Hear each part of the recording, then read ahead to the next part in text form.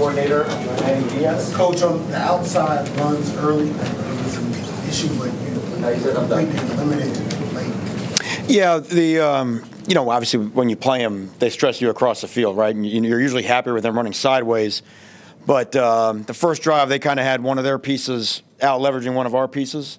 It took us 2 drives to adjust to it, which is kind of disappointing on my part. We really should have fixed it after the first drive.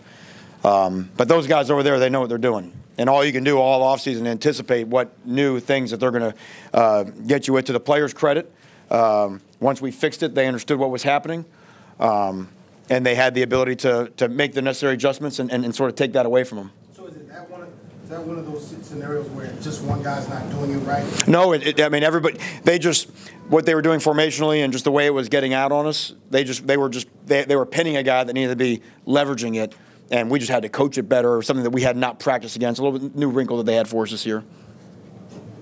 Manny, but from the beginning of the second quarter on, I mean, your guys played unbelievable football. Well, what we told them was if we stopped that play, then we felt pretty good about everything else. And again, when you get them, they do an unbelievable job, obviously, running the football, and they stress you from sideline to sideline.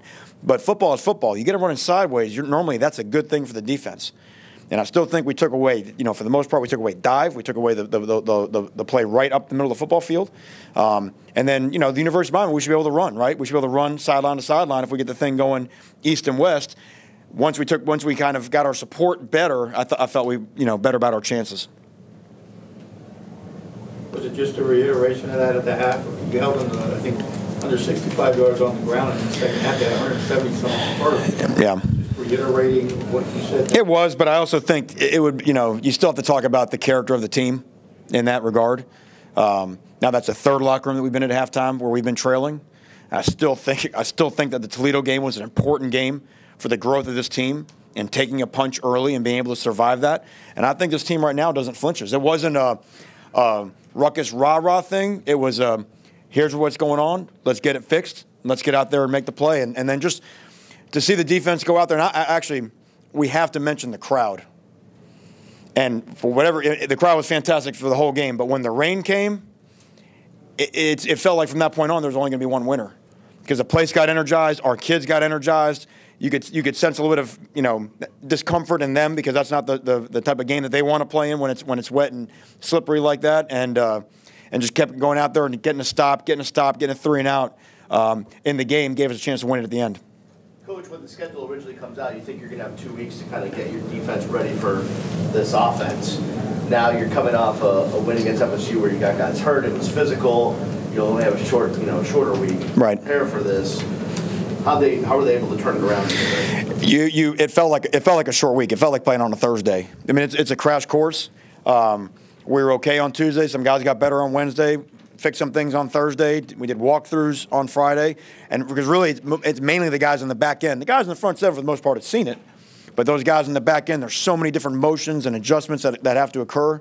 But I thought Michael Jackson played fantastic at corner in terms of setting edges. Malik Young, I mean, that's, you know, corners they get recruited to go bat down passes. You play those guys, you got to set edges, you got to be physical on blocks, and they did a great job with that. And then, you know, Jaquan Johnson got to run sideline to sideline the whole game.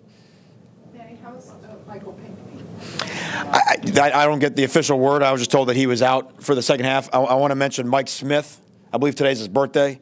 But Darian Owens and Mike Smith both came in and sort of, you know, were the co-deputies at will linebacker. And I thought Mike Smith made some big-time plays in the second half of that game. How about Michael Jackson and Rob Knowles? How do you think they did for the first First time seeing that, you know, it's stressful. You know what I mean? I mean, there's 2 plays. Rob had a pass interference.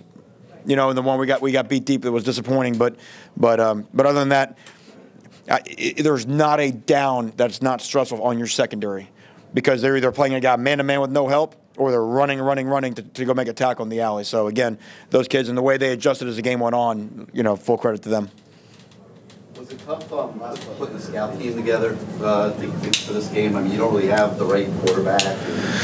Yeah, you can't ever simulate what they're doing. I do think our scout team did a great job. We have a great staff of GAs and quality control coaches that understand this offense inside and out, really understand the look of how it's supposed to be, and give us the best chance. We went live Tuesday and Wednesday like we normally do with the blocks and that type of stuff. But you get in it, it's still it's hard to simulate, and that's why sometimes it does take you a while to get caught up on what they're doing.